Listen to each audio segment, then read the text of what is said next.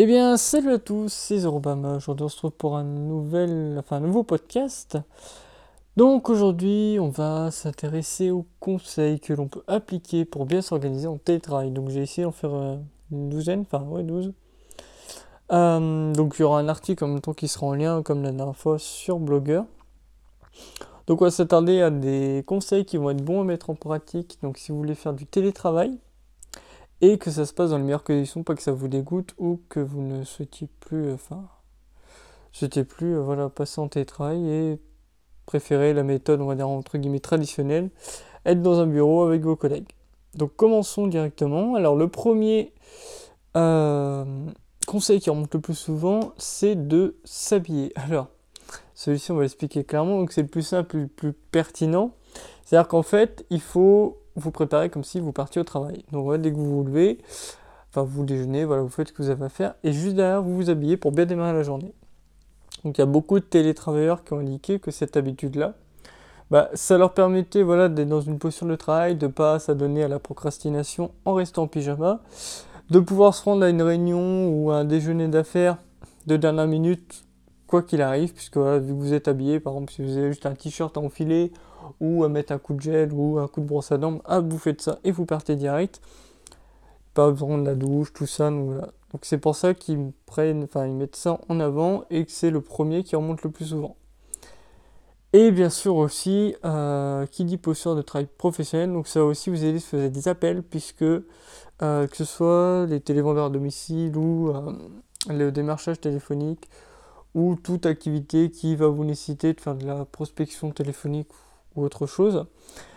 Si vous êtes bien habillé, avec une bonne posture, déjà votre voix on l'entend, puisque voilà, on sait que si vous souriez, la posture que vous avez, donc on va savoir généralement en fonction de ce que vous laissez transparaître par votre voix au téléphone, la personne, on va faire entre guillemets en face, la personne que vous aurez en ligne saura si vous êtes assis convenablement ou si vous êtes totalement avachi dans votre canapé par exemple. Ensuite, il va falloir définir votre espace de travail. Donc, il va falloir poser des limites au niveau de votre logement. Donc, clairement, il vous faut un espace qui soit dédié à votre travail, quoi qu'il arrive.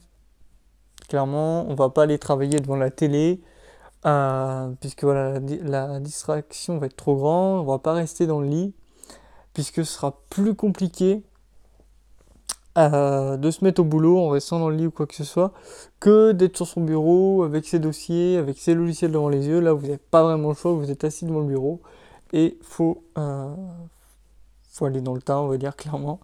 Après, ça dépend des personnes. Il y en a certains qui vont aimer avoir un cadre assez strict, donc voilà, sur le bureau, ce genre de choses, et d'autres qui vont préférer être dans un Mac ou dans un Transat en fonction de l'activité qu'ils ont besoin d'effectuer. Par exemple, moi pour ma part, j'aime bien écrire mes articles en ayant de la musique, alors que d'autres vont avoir besoin du calme absolu pour pouvoir effectuer leurs tâches. Le troisième, il ne faut surtout pas manger sur son espace de travail. Donc si vous avez un espace de travail défini, c'est pas la table, c'est pas là qu'on mange, quoi, clairement. Il faut pas déjeuner ou dîner devant pour pas empiéter dessus. En fait, il va être important de faire des pauses. En fait, c'est ce qui va vous forcer à faire des pauses pour se ressourcer. Donc, soit vous pouvez sortir manger ou vous faire à manger et vous poser sur une table pour vous détendre. Parce que là, au moins, entre guillemets, vous changez d'endroit, vous changez d'emplacement. Donc, ça va vous permettre de pouvoir vous détendre. Le quatrième, c'est prévoir un emploi du temps. Clairement, l'emploi du temps va être primordial. Donc, pour pas s'éparpiller et gagner du temps, on va déjà appliquer la méthode SMART qu'on a développée dans un autre podcast que je vous laisserai aller écouter ou lire sur le blog. Et en priorisant vos tâches, vous allez avoir un certain rythme de vie, une hygiène de vie qui va être stable et avoir l'esprit tranquille pour s'abonner à votre activité. En plus de ça, pour prévoir votre emploi du temps, donc en plus de prioriser vos tâches, généralement vous pouvez utiliser des applications mobiles, comme Trello par exemple. On reviendra sur les applications mobiles, je vous ferai un podcast et aussi un article de présentation des applications mobiles pour, entre guillemets, la productivité, ce qui est vraiment primordial pour pouvoir bien bosser, soit un agenda électronique ou bien un bullet journal, version papier ou électronique. Avec ça, vous allez pouvoir avoir un fil conducteur de votre journée ou de votre semaine, par exemple, et augmenter largement votre productivité. Le 5e point, donc ça va être d'essayer de travailler dans un endroit différent une fois par semaine. Voilà, parce que si vous vous habituez à une routine et que vous mettez tout le temps votre bureau, tout ça, parfois il y a des jours où vous n'aurez pas envie de travailler. Ces jours-là, du coup, ce serait de pouvoir changer d'environnement. Comme ça, vous allez pouvoir rencontrer des contacts, élargir votre réseau professionnel et ou professionnel en fonction de là où vous irez. Donc voilà, comme on expliquait, de ne pas s'enfermer dans une routine quotidienne. Et ça peut aussi vous apporter de nouvelles idées si par exemple vous avez des échanges avec d'autres personnes ou si vous travaillez dans une ambiance différente de celle dans laquelle vous vous trouvez habituellement. Le 6e, donc, c'est de faire des coupures dans votre journée. Donc on ne vous dit pas de bûcher H24, clairement. Donc c'est bien de prendre des courtes pauses de 10 à 15 minutes ou plus. Donc ça dépend ce que vous voulez faire. Donc 10 à 15 minutes si par exemple vous avez besoin de prendre l'air ou dégourdir vos jambes à force d'être assis. Ou bien de plus longue si par exemple vous avez besoin de faire à manger ou ce genre de choses. Donc généralement ce qu'on préconise de faire pendant ces pauses, ça va être soit de préparer votre repas du midi ou du soir, de faire des tâches ménagères, de faire une balade pour prendre l'air, de vous mettre sur votre balcon, d'écouter de la musique, de faire une sieste ou même d'aller manger dehors ou de promener votre chien. Le 7e du coup qui rejoint avec la promenade du chien, donc c'est de faire du sport. Donc voilà, donc on le dira jamais assez, hein. Du coup le sport est vraiment important pour avoir une vie saine. Et déjà c'est déjà beaucoup mis en avant dans les habitudes quotidiennes de nombreuses personnes, que ce soit des vidéastes, des podcasteurs ou des personnes, on va dire, qui ont, enfin, entre guillemets, réussi, comme on dit à chaque fois. Donc là, ça va être le fait de vous sentir bien donc après une séance, et aussi les bienfaits que ça va avoir sur votre corps. Donc il va être présent dans toutes les recherches qu'on peut faire dans le développement personnel. De toute façon, quoi que vous fassiez, à chaque fois on vous dira faites du sport, aérez-vous, faites quelque chose.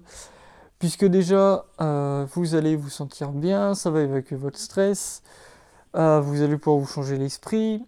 Si par exemple vous bloquez sur une tâche ou quoi que ce soit, faites du sport. Vous allez déjà peut-être trouver, peut-être pas trouver l'inspiration dans du sport, mais au moins ça va vous aérer l'esprit, vous allez vous dégager du problème et pouvoir penser d'une manière différente en changeant d'état d'esprit.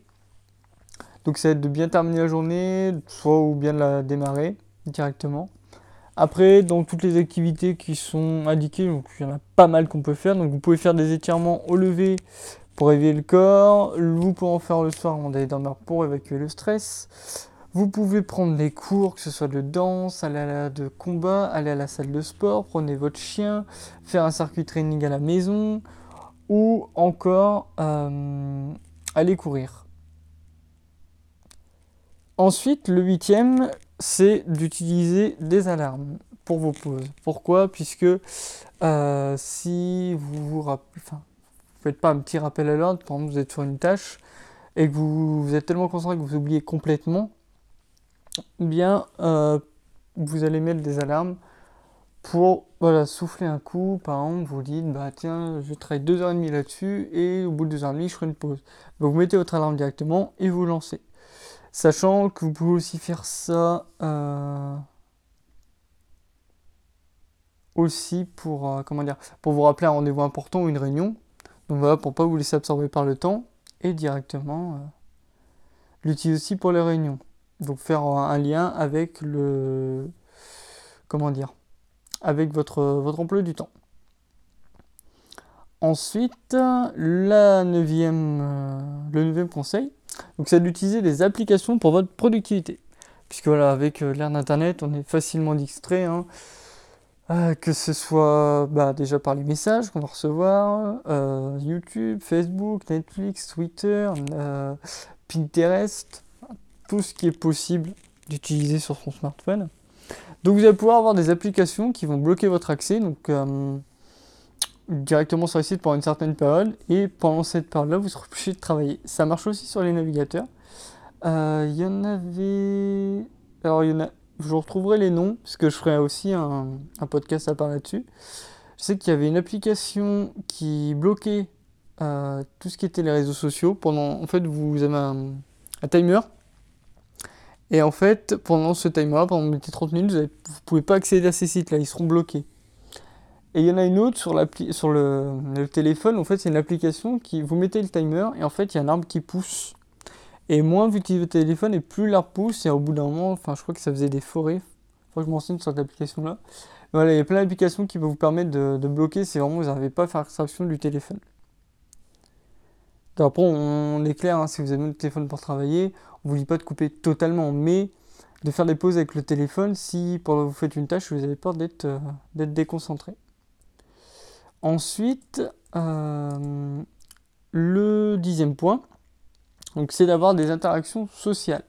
C'est pas parce que vous êtes chez vous, que vous travaillez chez vous, que il faut oublier les interactions sociales qui sont super importantes. Puisqu'il y a beaucoup de personnes qui font du télétravail, qui indiquaient sur Internet, dans leurs témoignages, qu'ils ont presque failli frôler la dépression et se renfermer sur eux-mêmes s'ils n'avaient pas d'interaction sociale. Puisque vous passez d'une certaine... Surtout si vous êtes habitué à travailler dans des bureaux et tout ça, passer une certaine routine de voir vos collègues, de passer dans les transports, enfin tout ça, vous êtes chez vous et vous faites votre taf. Donc du coup, il faut ne pas négliger les interactions sociales, donc ça peut être tout, hein, face à face, le téléphone, le visio, vous pouvez discuter avec vos proches et amis, vous pouvez pour aussi sortir un peu de la sphère travail, sans vraiment être perturbé, quoi. Ensuite, le 11e point, c'est de penser à se recentrer. Donc il faut absolument que vous pensiez à prendre du temps pour vous. Donc il va être primordial de se recentrer pour être bien dans votre tête et dans votre corps. Et là, en plus du sport, généralement on préconise le yoga ou la méditation, ou le fait de s'allonger, de ne faire complètement rien et de se concentrer sur le silence. Enfin, en fait, quand on parle méditation, c'est la position traditionnelle, ou sinon d'être allongé, ça dépend comment vous arrivez à vous relaxer. Ou de vous allonger, de mettre de la musique et de ne penser à rien, juste en écoutant de la musique. Ou bien d'écouter des disques d'ambiance, enfin, ce genre de choses. Ensuite, le dernier point qui est le plus important de tous, c'est le 12e et dernier point, donc dissocier votre vie professionnelle de votre vie privée. Donc pour pas être perturbé par vos amis ou votre famille, il va vraiment falloir déjà transmettre vos horaires de travail pour éviter qu'ils passent à l'improviste chez vous pendant que vous êtes censé travailler. Et il faut surtout pas penser travail pendant vos pauses ou inversement, enfin appeler votre famille pendant que vous êtes sur vos heures de travail. Et une fois que ça c'est fait, la situation va être beaucoup plus facile à gérer parce qu'en fait, si par exemple vous vous laissez emporter par la sphère privée, vous n'allez pas avancer dans le travail. Et inversement, si vous vous laissez emporter par la sphère professionnelle, dans votre sphère privée, vous allez penser que travail et au bout d'un moment, vous risquez de tomber dans la dépression. Et ça, c'est super néfaste. Donc voilà les 12 conseils qu'on pouvait donner. Donc prochainement, voilà, je ferai les petits podcasts donc, de présentation de l'application.